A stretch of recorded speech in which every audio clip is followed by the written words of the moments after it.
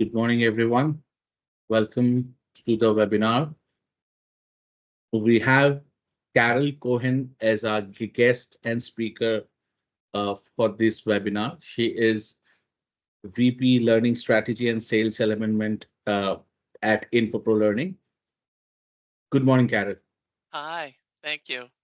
I'm going to share my screen. Yes. And thank you, everyone. I'm going to move your little face out of the way here.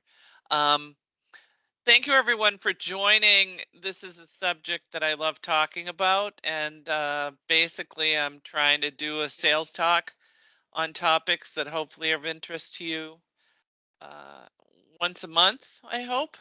And so today we're going to talk about consultative selling for success. And I think it's a really hot topic. Now, this is a, tell me something I don't know slide. But the main thing to note is that we're using Teams. Why?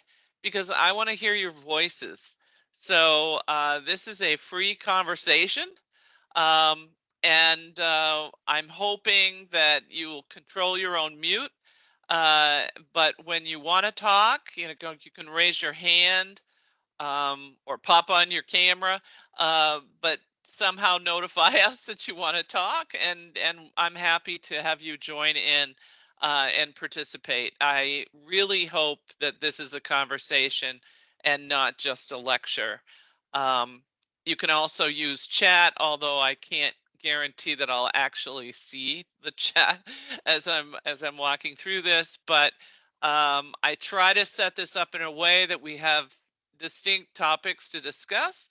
And if you would like to join in and share and ask questions or share a story, I am thrilled if you do. It's always been my dream that on a webinar, the participants can speak. And this is, and we've done it. Somnath has done it for me. So that's why we're using Teams.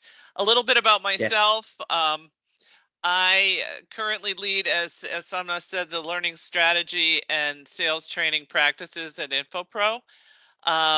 I started out as a high school teacher, so I have, as a fourth generation teacher, I have training and education in my DNA. My daughter is now a fifth generation high school teacher, so you can't fight it. I just make every job into a training job. I can't deny that. I have written a couple of books on the subject. The Real Selling is about an approach to selling for salespeople post COVID, post Challenger, post all their methodologies that they've learned. That one is very short. It's about 100 pages. It's designed for one plane ride for a salesperson. They can toss it at the end. The second one is because I went on Amazon to look for books about developing sales training and found exactly none. And I decided that my head was exploding with thoughts about how to empower salespeople through training and enablement. And so I wrote that book. It's been almost a year, last August. And it really goes into, the mythology that often drives decisions about training for salespeople and tries to debunk some of that myth. And then also some techniques and approaches for sales training. So it's really my passion. Um, Here's a little bit about what we do. I have over 34 topics that are completely customizable. And I say that because I think salespeople need something in their context. They get a whole bunch of training and learning and things about products and information about everything under the sun. But what they really need in order to change their behavior and support those business goals in their company is the context in order to apply what they've learned. So we have, in our real sales approach, stands for research, engage with the customer, advocate for the customer, and lead to the solution. It's a practical way of applying the methodology training that they've had in the past, or a methodology that a company is using, And it's a way that you can just absolutely apply things like building trust and active listening and some of those other things that are so important and critical these days too. I've constructed this. I'd love to talk to you about it, but that's not really the focus of today's topic. I want to talk about how those real selling topics apply in today's world. So let's start with the first sort of critical thing, trust and credibility. And why am I talking about this? COVID. Let's blame everything on COVID. Um, but when COVID came around, we all thought it was going to be like a week, we'd be okay. Well, COVID took the whole world down. And what it did was it accelerated the adoption of some of the things that we've resisted. One of them is our buying habits. Before COVID, we were all buying the same way that people had been buying for the last 100 years, mostly transactional, but with salespeople doing the transaction. And if you think of a car dealer, right, it's a lot of salesperson handling the paperwork, checking boxes, and trying to add on things to your deal. But the reality is, it was very transactional. What happened during COVID was we were all stuck in our houses, and we all adopted online buying and started to realize that we didn't always need a salesperson. And what that meant was, the flip side of that is, but when we need a salesperson, we really need a salesperson. So there are elements of selling now, like software as a service, for example, the SaaS model, or some of the more consultative type activities that salespeople have to do that they really didn't have to rely on before. Now they have to look at things as solutions that support a consultative engagement. And to do that, they have to recognize the big picture, which is grounded in trust and credibility. And so I'll give Amazon a little credit here that they taught us all that we had a differentiation between things that were transactional that we could just do ourselves and buy online. We didn't need a salesperson anymore. And things where we actually need a salesperson. And the expectation became higher for those salespeople. And it just means that those simple transactions don't exist anymore for salespeople. And so the first thing we want to look at is trust and credibility. And how do we build that, right? How do we teach that? Well, you have to incorporate, and I mentioned earlier, context. So the first and foremost thing that has to happen is focusing on the customer and their success. It's almost a visceral thing.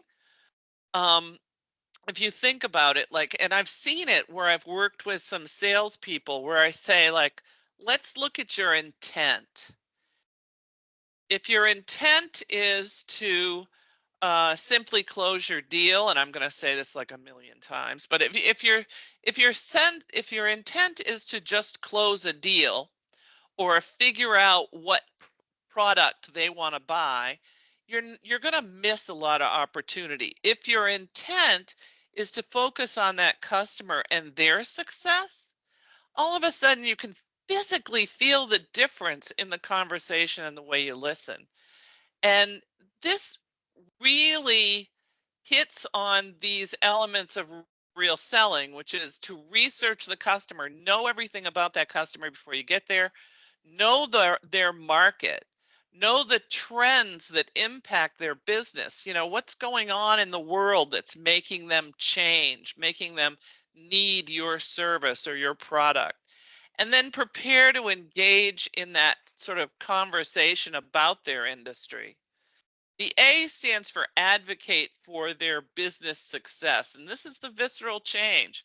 You're advocating for their success, not yours. Now, what I always say is when your intent is to close the deal or get a statement of work or make your number, you restrict your offer to what you want.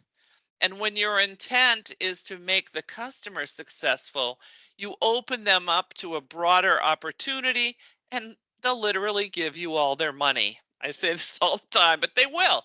They'll trust you, they'll believe in you, and they'll partner with you for the long term. And that is a more effective business goal, to get that customer and maintain that customer relationship, get lots and lots of deals with that customer over time. So one of the key things to think about, and this goes back to 2006, avoid the trust tax. Stephen M. R. Covey wrote this book about the trust tax. It's called Speed of Trust. He's not that great a storyteller, so the book is not that riveting, but his focus on this notion of the trust tax is so important. His premise is that in a high trust environment, things move quickly. And in a low trust environment, things grind to a halt. And if you think about an example of that is like in a situation where you try to have a conversation with somebody, but somebody else has to approve it. Why? Because they don't really trust that you got everything right. So when you get that high trust environment, things will just go right through and you won't pay that tax, and you pay it in money and in time. And time is actually money. So there you go. So you really have to think about that power of trust. And when you find yourself in a situation where you're stalled, with a client or something, it could be that you just simply have to engender trust to move things along. So nurturing trust enables you to avoid paying that tax in any situation. And it all adds up to that solid relationship. But you have to recognize the importance of the long-term relationship and that trusted relationship with the customer. Because why? In this consultative environment, not only is it building a relationship for you, but you're also building a B2B kind of relationship where um, you can expand your footprint within that company as your trusted partner is working with you and then shares invites with you to other people in the company. I mean, it really has a huge payoff. So establishing trust and credibility is not an exercise in fluff. It's critically important to supporting deals and customer retention. And I have this quote in here from Covey: trust is the glue of life. It's the most essential ingredient in effective communication.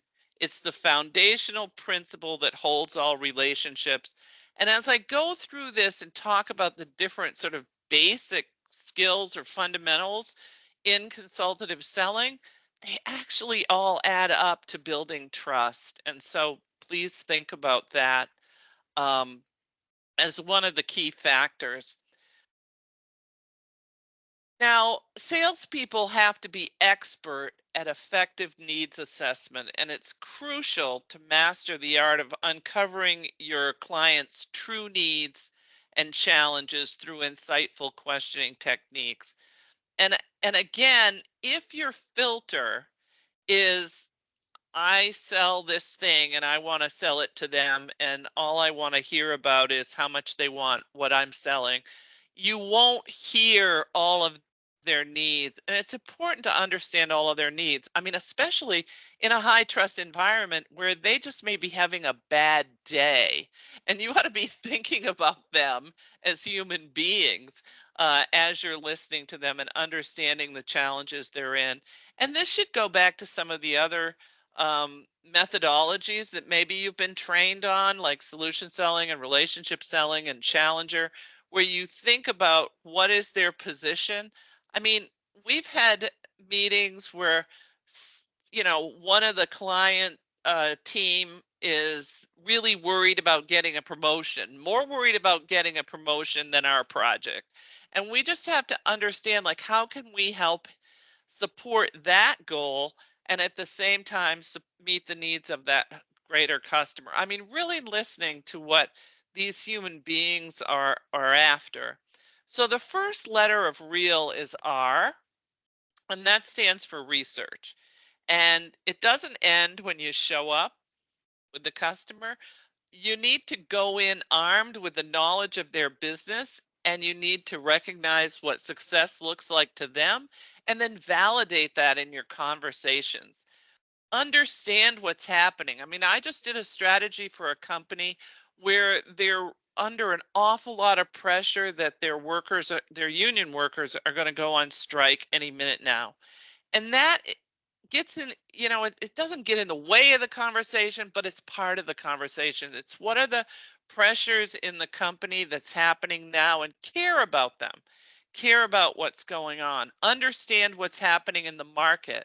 Understand what the catalysts are for purchase. And I use that term catalysts because I think sometimes there are a lot of reasons why something that's a market trend is actually driving a decision.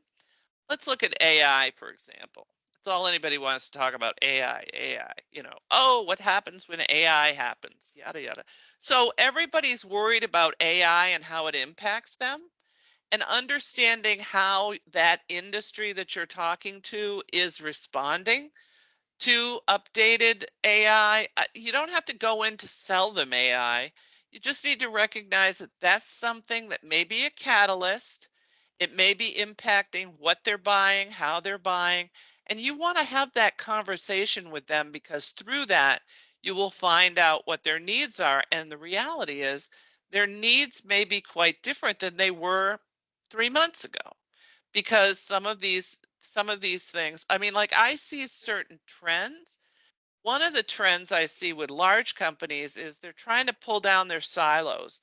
They're trying to show where they used to have individual product line support, sales people within that product line, a marketing within that product line, and now what they want to do is take down those silos and make it solution based and cross the silos. And so that is driving some of the decisions and some of the needs that they have. And because you talk to a lot of people in that very industry, you're getting a sense of what everybody's talking about, and that conversation can be very fruitful to customers. So always thinking about that big picture of your customer pulls you out of the what's your budget, what's your project mode, and into a true partnership with that customer where you can visualize that larger view. Because, and I say this all the time, the second you say what's your budget or what's your project, you narrow the focus down to that one thing. And I mean, I drive my company crazy because I always tell them this, but I mean, when I was on the corporate side, I used to have a budget of about $1 million a year. That was my whole annual budget. And I'd have a project, maybe the project only had 25, 30, $50,000 associated with it. And when somebody would ask me my budget, I wouldn't tell them I had $1 million for the year. I would immediately start thinking about that one project. And so you just reduce down your scope as soon as you do that. But digging in and understanding those needs just really drives all the conversations. And that's why I pulled this quote out from John Rampton. Your customers are the lifeblood of your business. Their needs and wants impact every aspect of your business, from product development to content marketing to sales to customer service. So understanding them and building that high trust environment is the way to go. Now, I just started talking about digging in the needs, but that means active listening. And you've heard it 1,000 times. Like, every sales training, every training really talks about this term active listening. What it really means is just pay attention, right? But we're designed for active listening, right? 2 ears, 1 mouth. Salespeople are known for talking. And it's critically important to listen more than you talk. And my advice is not to be afraid of silence, because what you really want to do is get that customer to think about stuff and reveal it to you. And sometimes they have to stop and think about it. So you can't be afraid of silence when you're really asking those probing questions. And this is where we focus on that E in real, where it's engage with the customer in an authentic way. And to engage, of course, means active listening, but also holding a conversation that supports the client's intent. And the easiest way to do that is to ensure that your intent is the success of the customer, like I said before, rather than your intent being to close the deal. And the funny thing is that aligning to that customer's intent will land you the deal. It's just you have to let them say, these are the things that I really care about. This is what's really important to me. And what I love is when they say, and you really get me. You really understand what I'm saying, what I'm going through. And and when you hear that, you know that they're ready. Um, they're really they're ready to share with you their problems and willing to go for this bigger deal ultimately. So one of the most important rules of the road on this is to avoid guessing or judging. And it is so easy to throw out an answer or hear a single word and assume the solution. There's a very famous story that demonstrates the power of listening, and I love to tell it. It's called the Orange Story. And it's about two little girls who are arguing over a single orange, crying, yelling, screaming, having a scene. And a man comes by and says, okay, I'll stop this argument right now, grabs the orange, cuts it in half, gives a half to each girl, and walks away all confident that he solved the problem. But guess what? The girls just keep on crying. Now they scream even louder. And pretty soon along comes their mother. And she asks them, what are you guys trying to do? And one of the girls says, I was trying to make some orange juice and I need the whole orange to do that. And the other girl says, I was trying to bake a cake and I needed the zest from the entire orange, from the peel. Well, clearly, if somebody had asked them what they wanted to do and understood their intent by listening to them, they would have been able to share that orange equitably by giving the peel to one of the girls and the juice to the other one. But clearly, guessing didn't solve the problem. Listening did. And I love that story because it applies so much to the consultative model. It's like, don't guess the solution. I mean, I've seen it with salespeople where they're like, we think we know what this company wants, so we're going to go in and pitch this thing. When in reality, what they should be doing is going in and saying, I just need to understand what your needs are, what you're looking for, what you're trying to do, and how does that align with what I know about your industry? And I'd love to talk to you about that. And as you're going through that, they'll actually reveal what they need, and you'll find a bigger deal, I say. So, and I love this thing from Larry King. Um, his notion that he wants the world to teach him something every single day, and he does that by listening. It just reinforces the idea that to really understand the needs, the challenges, the importance, the business value of your customer, you have to listen. It has to be based on listening. I know it's obvious, but this is where I say, within the context of sales training, you need to practice that, the right kind of question asking, the right kind of active listening.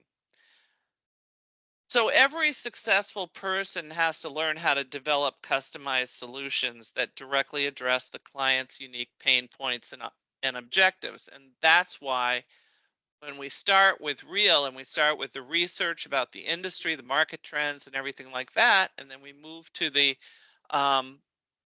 actual needs and wants and those kind of early listening conversations, called discovery. But when I use the word discovery, suddenly I get a vision in my mind of a spreadsheet with 1,000 questions on it that are kind of like, how many people do you have and what do you want to do, and check boxes. But it's really that powerful conversation where you're listening to what's going on with them, understanding those pain points, asking them, what their metrics are, what they measure now, how do they know they're successful.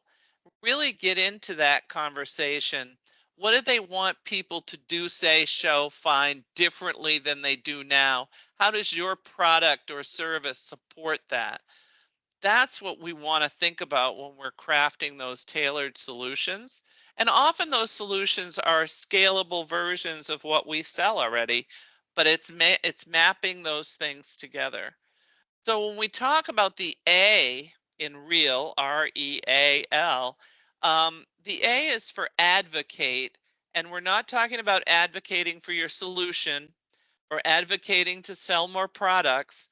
We're talking about being an advocate for your customer's success. And a customer can be worried about what their business is doing or what success looks like. And you should be able to have that conversation that places them and their concerns in the center and ensure that you provide them value as they share that vital information with you. So you have tremendous knowledge about, the value of your product, what happens in the industry based on your product or service, also what your other customers have achieved, and sharing those kinds of things reinforce the conversation and tease out more from your customer or a prospect to really ensure that you can provide them value in their context as they're sharing that vital information to you. And really asking them what they measure now is just magic question, because then you find out that, oh yeah, they've got the same concerns around their business. One of them may be customer retention.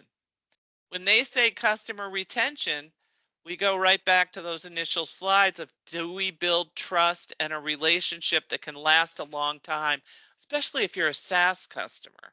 Because it isn't just that first closing the deal with their license for the first year, it's keeping them engaged with you. And then I refuse terminology like upsell and cross sell, because I think that's like a navel gazing term. That's looking at your product line, that's looking backwards at your company. And think about it as an expansion sale. You're expanding your footprint with them to support their success going forward. And it's a mindset shift, but really demonstrating your intent as an advocate for the customer's success is the message. And that is the thing to internalize. Also, aligning the customer business needs to the value of your solution. And I always say, like, I was working with some marketing people and they love to, they'll put down a list of the benefits, they'll put down the product, they'll put down the features, and then they'll say, these are the benefits, single source of truth. I love that one with a software solution. But what they don't do is they don't take it that next step and say, what is the actual business value? So if it's single source of truth for a software solution, or a single pane of glass, they love to say that. You have to say, and so the customer can do what? And when you figure out what the customer can do because of that, then you have your value that you can pitch with your, include in your customer conversation. But this is where you really go from transactional to consultative. And I like to do the, tell the little drill story. I call it the drill bit because that's a cute pun. But if you think about going into one of those big box, home improvement places like Lowe's or something like that, um, if you went in and you were looking for a drill and you went into the aisle and there was a guy there and you said you wanted a drill, and he starts pointing you to all these posters that have all these features on it, and he says, like, this one has a battery and this one doesn't, and this one takes 3,000 different bits, and this one has, this much power. That's a transactional deal, and you might get like overwhelmed and just leave, or you might just pick the cheapest one. But if the guy says to you, what are you trying to do? And then the story becomes, well, I'm trying to build this swing set out in my backyard that's 100 feet from my house. Need a battery, not a cord. I don't want to have to change the battery during the job, but there's like 1,000 things I have to screw in, and I'm going to use the drill to do it. Then your consultant there is saying, okay, if you're just trying to do that, this is the one that you should get. And when you think that way, you realize that nobody really wants to buy a drill, but everybody needs to make a hole, or everybody needs to screw in a bunch of screws, right? It's really based on what they're trying to do, not what the thing is. And so that's where, when you have these conversations, especially validated by our old friend, the 5 whys, where you're just trying to figure out, well, why is it important to you that it's got a battery? Because I'm going to be so far from the house. That sort of thing. And you really dig in and explore what they want to change.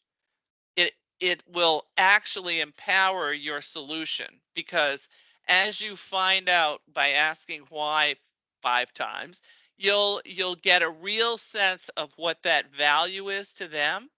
And then that value forms a thread through your solution as you prove that value to them.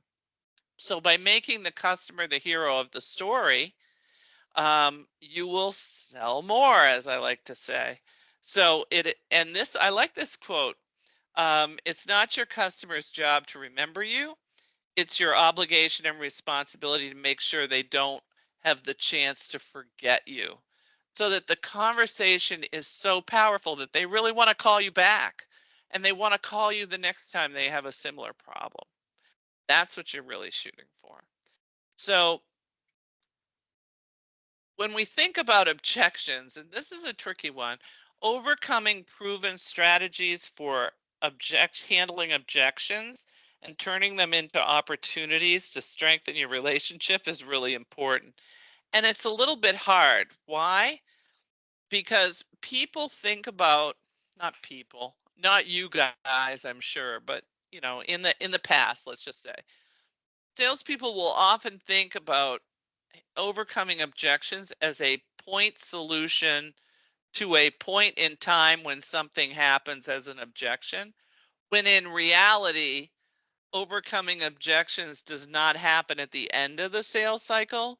You need to prepare to overcome objections before you even meet the customer.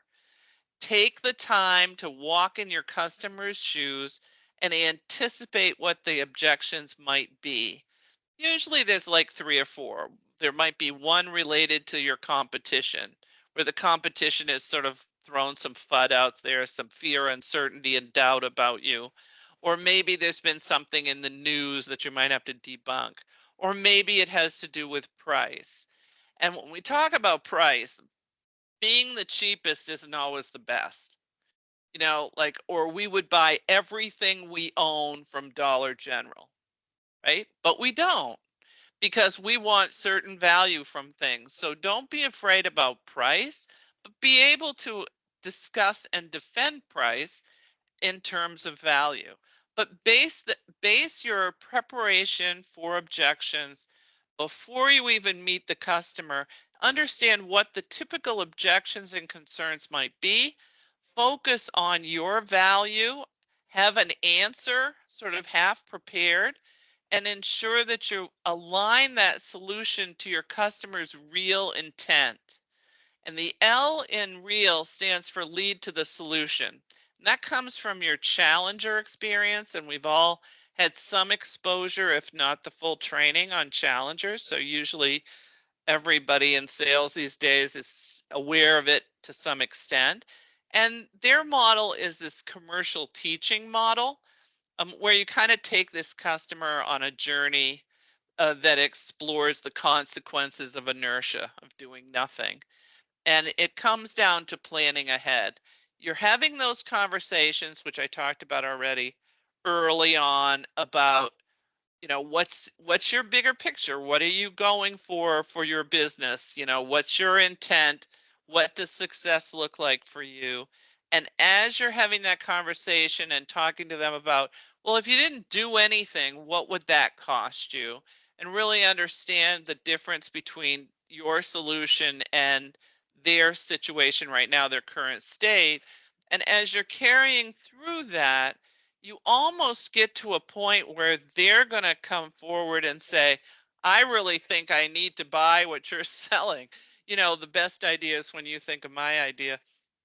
And so I think that's where you think about it, um, as planning ahead for whatever those objections are. What I don't think you do is try to trash your competition or throw out your own version of FUD, because those things don't actually work. They feel like a gimmick to the client. So what you're really trying to do is navigate from whatever that objection may be, whether it's price or something else, and navigate to their value and really demonstrate your value. Um, and it'll work for you if you go transactional. And this is where the difference between transactional and consultative is. When you go transactional and you are doing like solution selling, where you say, okay, this is my solution and this is my price, what do you think about that?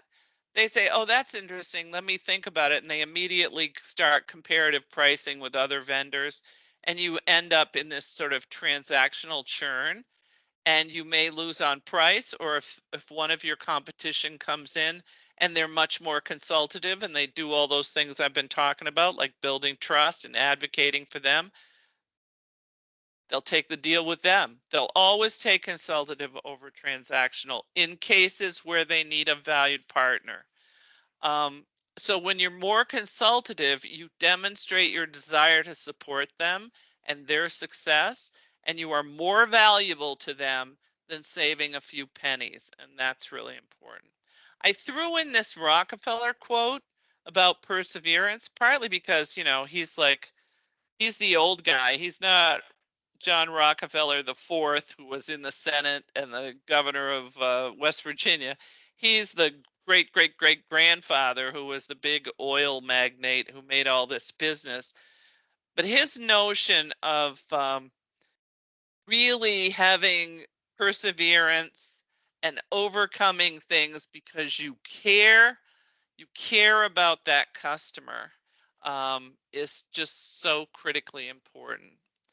So our final thing, I think it's our final thing, yeah, is closing with confidence and developing that closing mindset. It always goes back to the very beginning where you're really planning out your conversation, you're being attentive, being in the moment, being that valued partner for the long term, and you'll realize that you're going to come up with these mutually beneficial outcomes.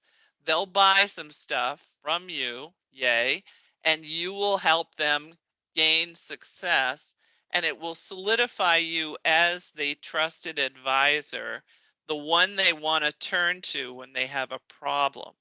And I always say it's the best, I said it already, when the best idea is when you think of my idea. Um, and that's really your approach with the customer.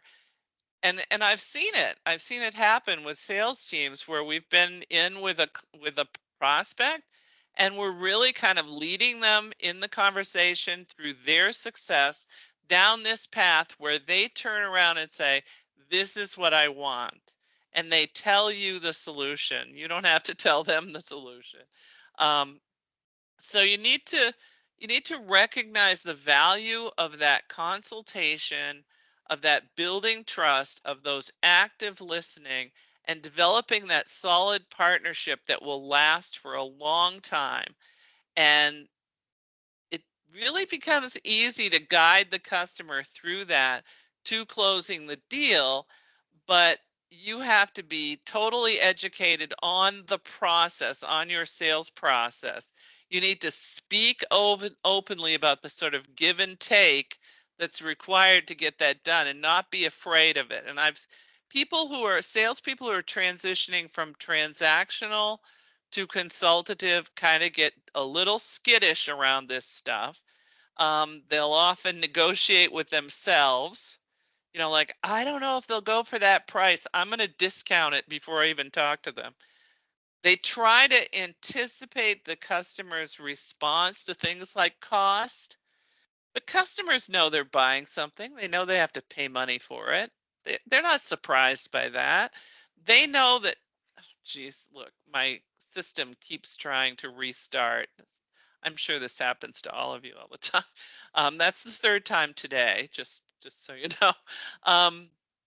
But they know that if you give them something supposedly free, they know it's not free. So my caution around all this is to really understand the notion of situational negotiation. Everything is a give and take, whether you're talking to your teenage kids or you're working with a prospect or a client, and you have to recognize that they know that nothing's free, and you have to be clear about what you are, well, you have to be clear about situational negotiation. And by that I mean you give to get. Everybody gives to get. We give something and we hope we get something in return. But you need to be clear and upfront about that. Unsaid expectations will bite you every time. So, a lot of times it'll be like, we need to see some materials that you have. They're reluctant to give it to us. We want them to give us, say, response by a certain date. And so we need to say these things up front and say, you know what, if we really did this extra thing, could you close the gap on how long it takes you to respond the first time to our statement of work or something like that. But don't save all that for the end. Be upfront about those kinds of moments all the way through your relationship, and ensure that your intent is still about their success, but you're also protecting yourself. You're thinking about, I just use the phrase give to get. A lot of times we just think, oh, if we give them this thing, they'll do something, but we didn't talk to them about it. We just secretly expect it to happen. And that isn't good either. So don't negotiate with yourself. Don't be afraid of talking about money. Everything costs money. Companies know they have to spend money for things. They're not expecting it to be for nothing. And just remember that you keep that success, their success in mind, and position your value first. Value all along the way, metrics that they already measure that you intend to influence, and align your value against the cost of doing nothing. Because, sometimes we would think my value against the value of my competition, but it's more like your value against the doing nothing that matters so much. I like Bo Bennett's quote here. I like to think of sales as the ability to gradually persuade, not manipulate, a person into a win-win situation. The win-win means I get to sell you something and give you value, and you got the value from me, and that's really good. So just to wrap it up so you can talk, because I've just been blabbing like crazy. Our real selling: research, engage with the customer, advocate for the customer, and lead to the solution based on these fundamental topics that I've just kind of gone through. And I'm just going to leave you with one quote before we open up for discussion. And it's from Mary Kay, the pink lady of cosmetics. Pretend that every single person you meet has a sign around his or her neck that says, "Make me feel important." Not only will you succeed in sales, you will succeed in life. And if you know anything about Mary Kay, she created that huge operation to sell cosmetics. And people drove around in pink Cadillacs because they sold so much of it. But I like her quote, because when you do that with your customer, you really make a difference. So what I want to do now is ask you some questions. What do you think? I just saw someone leave. Don't leave. Tell me something else that I should be talking about or listening, and share a story. And I'm gonna stop sharing my slides and hope you can turn on your camera and talk to me. We have one question, Carol. Elizabeth was asking, are you finding that customers need proof in this post-COVID environment? Yeah, yeah, they need proof, but they ask for, sometimes they ask for like silly things that really aren't a good idea for proof. Like they'll say, can you give me a sample of something you did for some other customer? Well, the reality is they don't really want to do that because, I mean, what I would say to them is, do you want me to take what I do for you and show it to your competition? They'll be like, no. I'm like, this, then no, you don't want that. The value that you can demonstrate to them has to do with understanding what the business goals at the front end. And if you do that, like if they say customer retention is the most important thing to us, then if your product or service influences customer retention in other companies, you can say to them, this is our proof of value. We talked to a customer about a similar problem to yours, and we improved it by 2 points. But you can't do that at the end. And I can do a whole thing on success planning and evaluation, but for most of my life, I didn't think we could get that business value right. And then I don't know, had some kind of weird epiphany and realized that if you just have that conversation before the deal even begins, and you understand what their metrics are, that they already, what success actually looks like for them, you can work with them on how your solution or service can influence that business goal. And yeah, it's a little bit arbitrary, but you do it, you do it. Yeah. So I hope So that answered it, but I'd like to hear from more people if we could. yes. Elizabeth says, thank you. Thank you, Oh, Elizabeth, for thank asking you, that Elizabeth, for question. asking a question. Come on, there's got to Is be there somebody anyone on here that else? wants to Yeah. join the conversation. You can simply raise your hand and you can Or you can just go turn on your unmuted. We'll camera. make you un.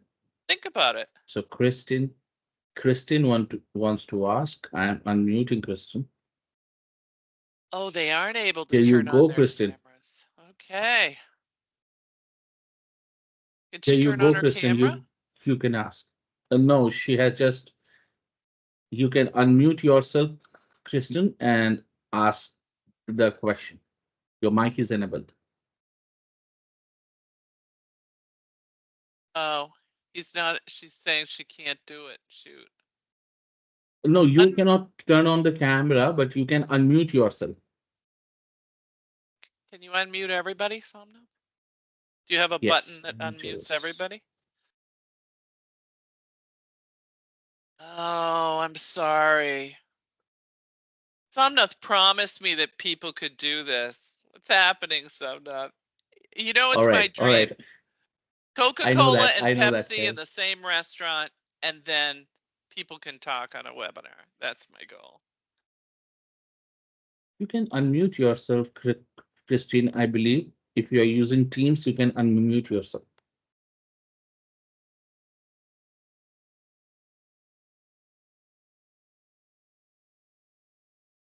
Let me just, we can. See if Dan can.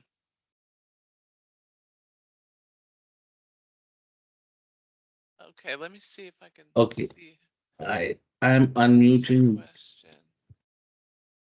Dan. Oh, well, good question on how Infopro supports sales initiatives. So, I have about 35 sort of pre-built 2-hour modules on different topics, and a group of certified sales training instructors who do a very interactive session, and we try to customize it to the specific needs of customers, so that we can really understand what success looks like for them, what particular areas they want to focus on, and then lots and lots of practice, and student-centered you know, the student-centered kind of approach so that they're talking to each other. And I'll give you one example of how we do that.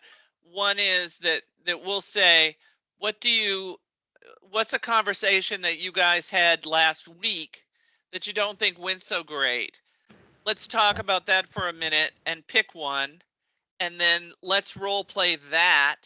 And then between now and our next session, try it. So what we're really trying to do is, we know salespeople are success driven. They want to see success in order to do it.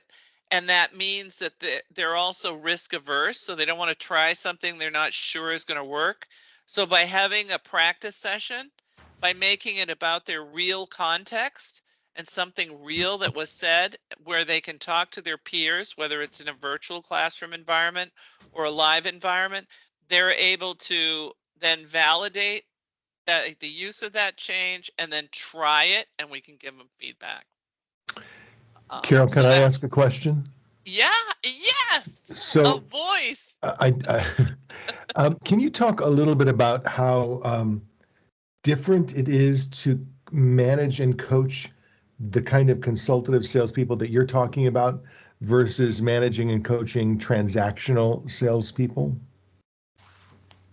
Right. So, and I think when I think about transactional people, I also think about the sort of BDR, ISR wing of the academy, where they're just trying to qualify a call, for example. So they have certain criteria that they are trying to get.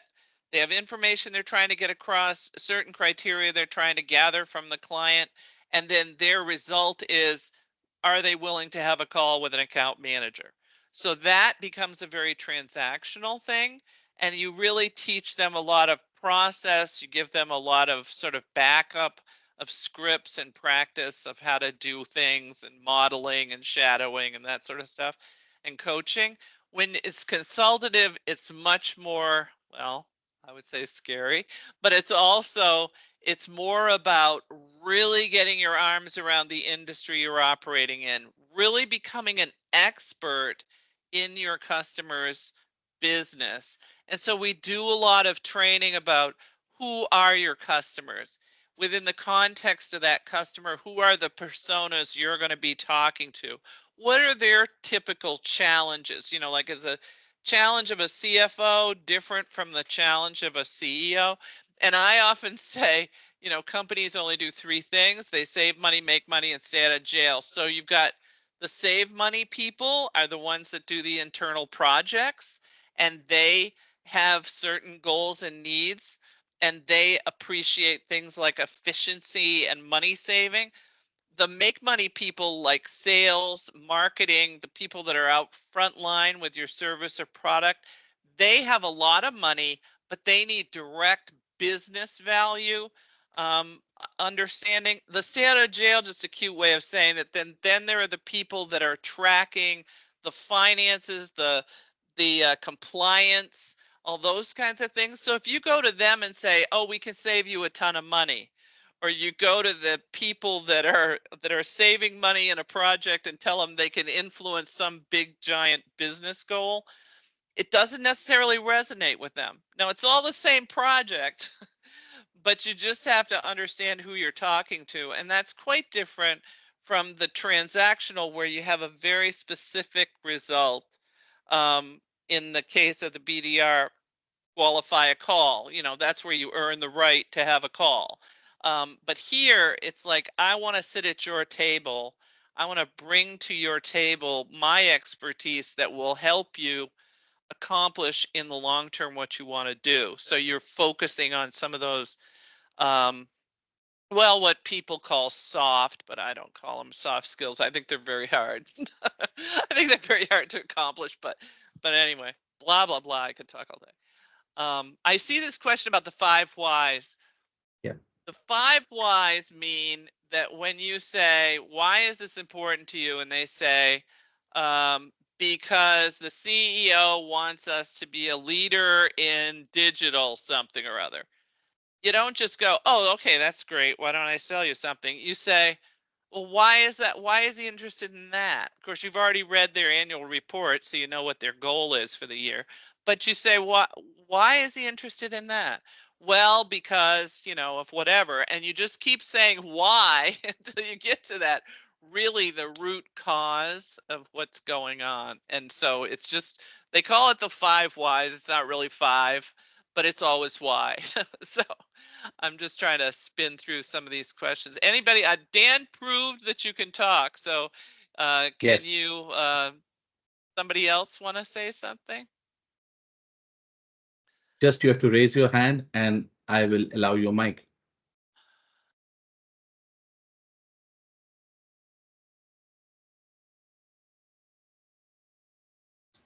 So I have one more question. Dan's back. All right. It seems, and this is a distant observation, but it seems that many sales managers and leaders who were really comfortable and doing great work pre-pandemic are struggling with a combination of remote hybrid salespeople and the shift toward more consultative selling. Right. Because a lot of what you've talked about has been very qualitative, like the quality of the sales engagement. And it seems like post-pandemic, more sales leaders are just managing to the metrics, like to Right. Salesforce, and their attention gets grabbed when there's a big deal, but that late stage attention doesn't seem to really create much value. How do you help consultative? How do you help sales leaders be consultative in their approach with their own salespeople, as well as help salespeople be consultative? Yeah, that's the gazillion-dollar question. So, well, there's two things about, well, there's 3 things about that. One is that, when we look at managers and leaders in sales, they're often the guy that got the big deal, and they probably got the big deal before COVID. So that becomes a factor, that their history is probably more transactional than consultative, or maybe it was consultative back then, but they aren't that good at coaching. And so there's that factor. The second thing is just simply aligning to what are those metrics they're measuring and how can you influence it. So I always start with the question of, what do you want your sales team to do, to say, to find, to show their customers differently than they do now? And really have a conversation about, what do they have to do differently? Not what do they have to know so much, but what do they have to do differently now post-COVID? And that affects that hybrid thing, because like if you look at pharmaceutical, you know, there's more than COVID happening in pharmaceutical. One is that they used to sell to doctors' offices. We used to see them all the time. We'd go to a doctor's appointment and there would be your pharmaceutical guy coming in with his big bag of samples and everything to talk to them. Well, all of a sudden, COVID happened, so everybody went to telehealth, so they're not in the office anymore. But it also started all these conglomerates, like they took all those doctors' offices and now they're part of a big HMO, or they're part of some big company. Now the company itself is making the pharmaceutical decisions, not the doctor in the doctor's office. So what used to be sell to the doctor, sell to him for 25 years, now go before the board and get in the formulary. It has become a consultative sale. And so the industry did it to them. So in some ways, that's where we become empowered to go in and say, I've looked at all these companies. I've seen the change. How is that affecting you? And they'll say, like, that's it. That's the thing we've been fighting with, and we haven't really been thinking about it. So, part of it is bringing to the table your own insight. And I mean, that's the beginning of the answer. I don't know. We could talk all day about it, but Thank you for that. you're welcome. Russell, You're welcome. Russell has raised his hand. Russell, you can go ahead and ask the question. Awesome. Thank you very much. And thank you very much, Carol. Really appreciate the presentation today and listening and learning as well. There's a few members of my team here, and we are really trying to take that consultative approach to working with our customers. I think one of the challenges we're experiencing is potentially internally, right? So how do my question in the chat here is, how do we really communicate or demonstrate that value of consultative selling, using that real model where our organization may be traditionally more transactional, right? So how do we sort of do that internally so that we can, take this approach and go externally, go larger with it? Yeah, it's a challenge, first of all, because if you think about it, sometimes it lengthens the sales cycle, and that doesn't look good to people that have been running the business as a transactional thing, right? They go like, "Come on, what's going on?" But where I really want to begin with that is to say, what is that business and behavior change that you're looking for to compete in today's market? And what are the market trends that are causing you to even have this conversation? And really dig into that. Like, are you losing all your salespeople and you're trying to hire new ones and they're not really living up to expectation? Or you've got a retention problem with your sales team.